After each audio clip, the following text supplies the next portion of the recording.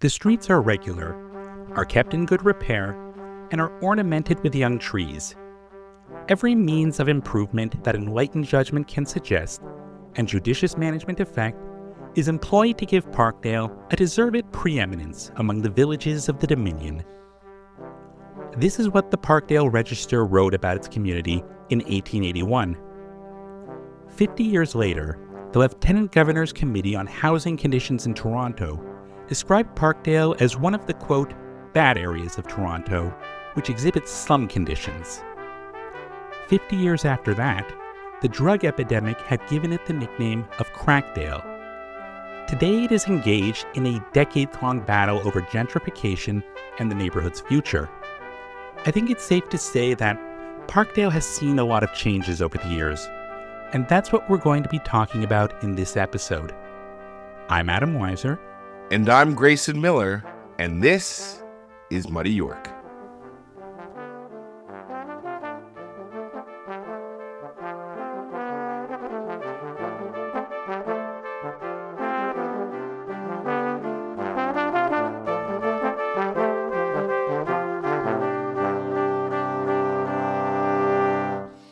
The first records of the area that now makes up Parkdale come from the plan of York Harbor, drawn up in 1793, which divided the land into rectangular lots running north-south from the lake. These lots would be granted to assorted people, usually for military service to the British Crown. Now, so far as we can tell, none of these people lived on these lots, and many of them probably never even set foot on them. After all, this land was well outside of the town of York, so roads had to be built before there could be any significant development. Dundas Street would reach the area in 1799, although at this time, Dundas actually ran along the path of Queen Street until it reached the area of Ossington, where it turned northwest and began following the same path that Dundas uses today. During the 1820s and 30s, the landowners or their heirs began selling their lots.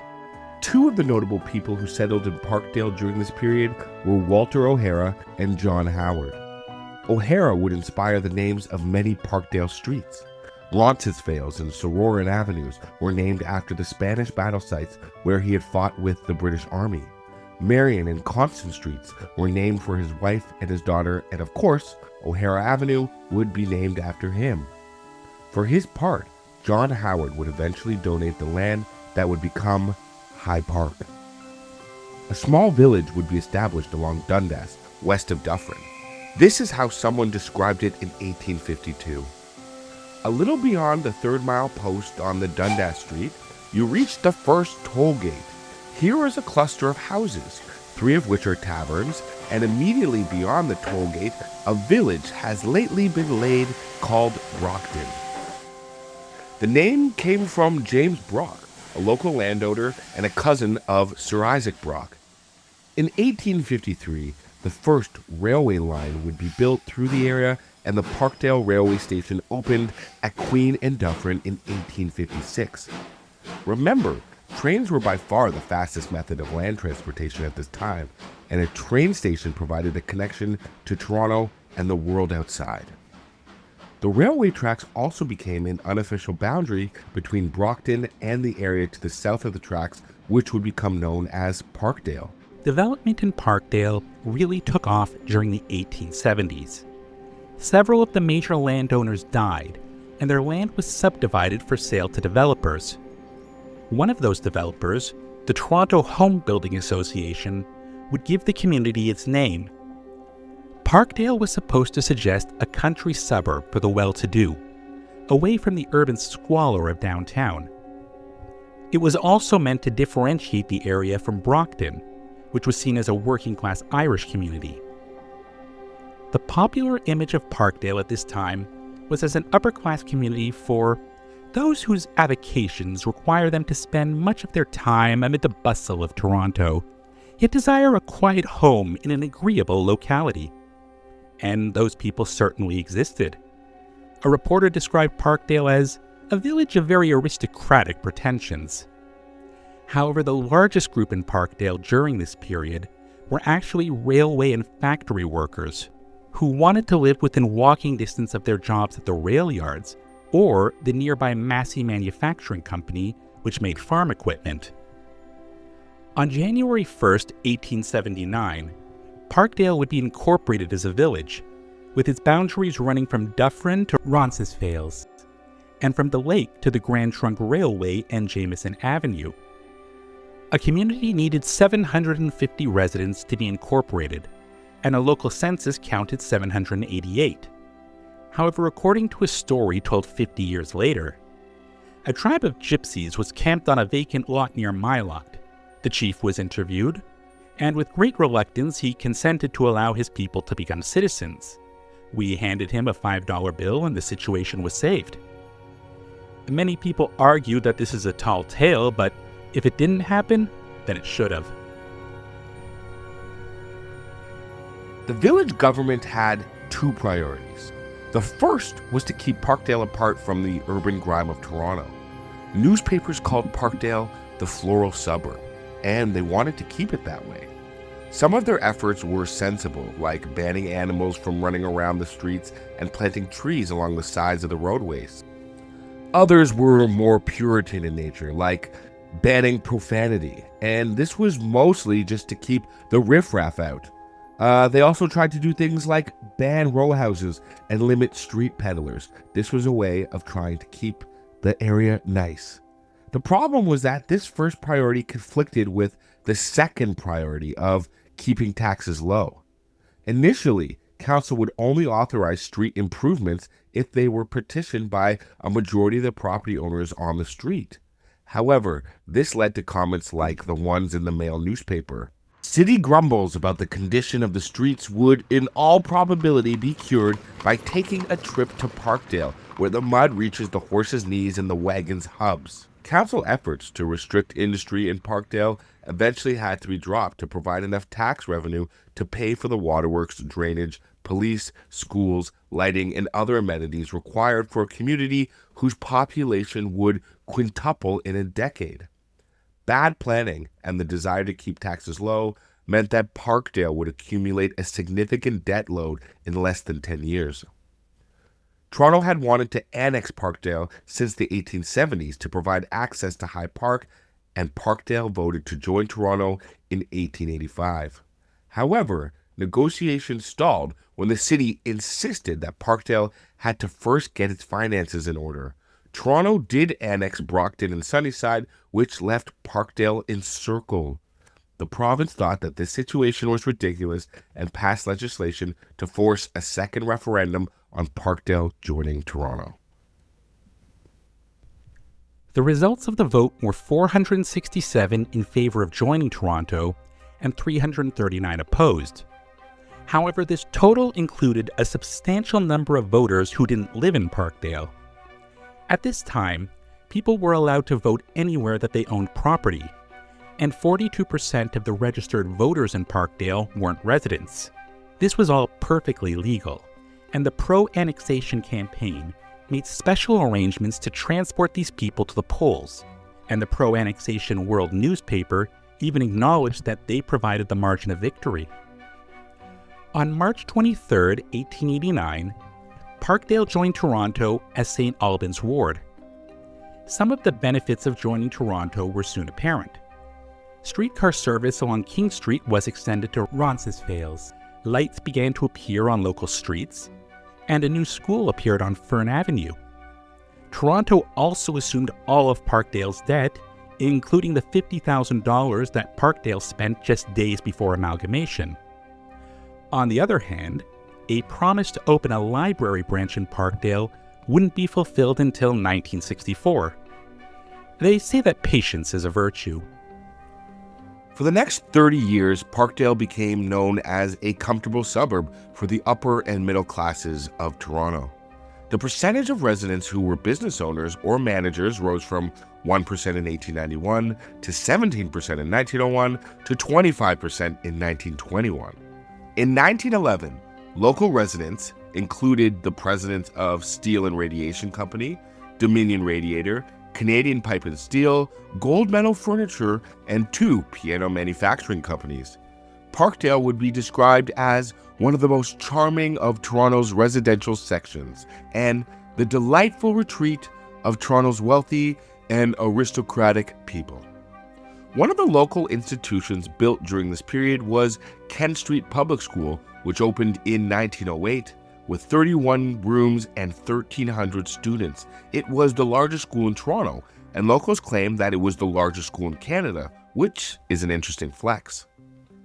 Another local institution was the Parkdale Canoe Club, known as the Boulevard Club today, which included a football team coached by former Argos QB and future journalist Lou Marsh. Known as Toronto's Parkdale or Paddlers, they competed in the Ontario Rugby Football Union.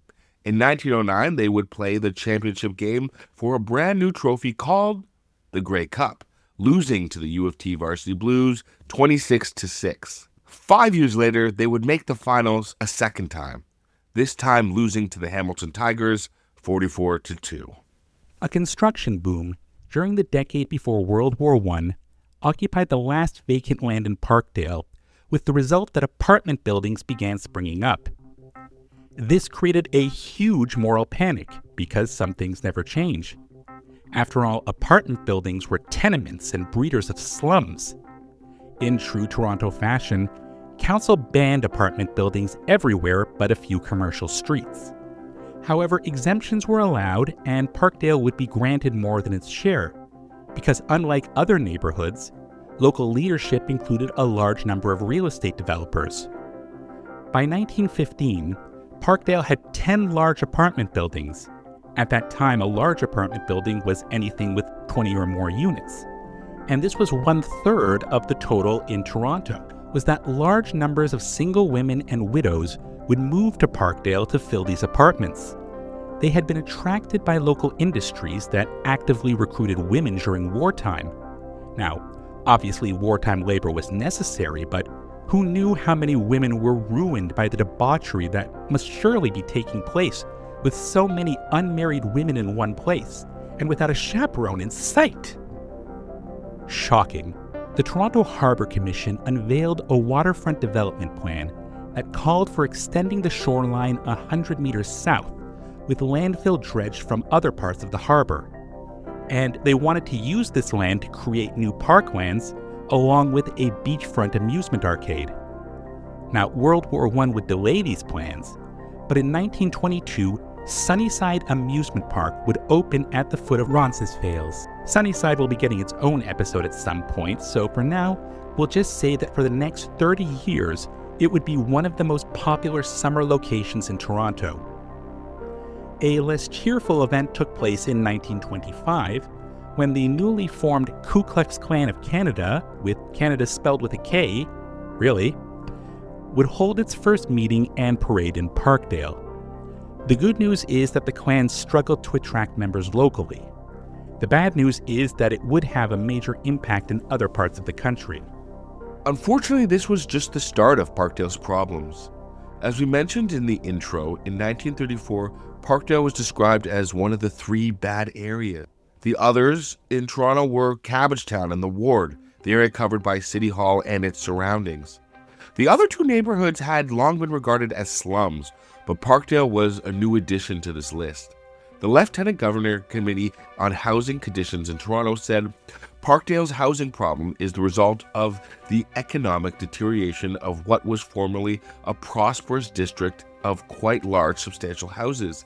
Into these houses are now crowded and vastly greater numbers of families than the architects ever foresaw. To some extent, Parkdale was a victim of the same depression conditions that were affecting everyone.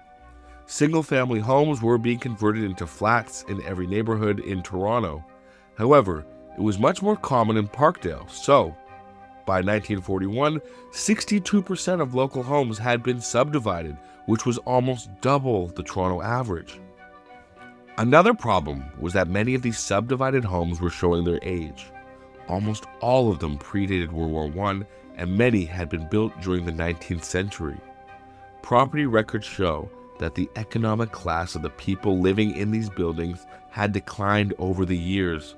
One home was owned by a barrister in 1913, rented to a car cleaner in 1931, and subdivided into 4 flats by an absentee landlord by 1951. The post-war period brought change to the neighborhood as people from new ethnic groups began moving into the area. Until then, Parkdale had been overwhelmingly British, like most of Toronto. However, it was a lower middle-class neighborhood, so immigrants arriving from Europe could afford to live there. The largest immigrant group were Poles, who moved into the northwest part of Parkdale, where a Polish credit union provided mortgage financing. Germans, Italians, and Portuguese would also move to the area over the next 20 years. The construction of the Gardiner Expressway in the late 50s would have a massive effect on Parkdale. Virtually everything south of King and west of Dufferin would be demolished, including most of Sunnyside and more than 170 houses. This wasn't seen as a bad thing, rather, it was slum clearance. One of the side effects of the Gardiner's construction was an explosion in apartment buildings in South Parkdale, especially along Jameson. Parkdale became the first neighborhood outside of downtown with widespread high-rise construction. By 1967, 48 post-war apartment buildings had been built in South Parkdale, 25% more than any other area of the city.